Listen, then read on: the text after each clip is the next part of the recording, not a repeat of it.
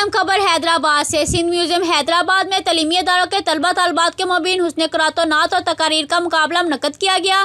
Programme organiser Aqsa Rajput और nausea Rajput की जानिब से पोजीशन लेने वाले तलबा तलबात को मुफ्त लैंग्वेज और कंप्यूटर कोर्सेज की स्कॉलरशिप बतौर इनाम दी गई। स्कॉलरशिप लेने वाले 1 नवंबर से क्लासेस का आगाज़ भी करेंगे। प्रोग्राम का आगाज़ हुस्न क़िराअत के मुकाबले से हुआ, जिसमें मेहमान खास बतौर जज के फ़ाइज़ हाफ़िज़ ज़ोहेब मुबीन और हाफ़िज़ अबू दो जना शेख ने अंजाम दी, जबकि हुस्न मुकाबला नात में मोहम्मद इमरान मेमन सहरवर्दी, मुकाबला हुस्न तकारीर में सैयद शारक अली, शहबाज इब्राहिम और अनसब कुरैशी ने अदा किए।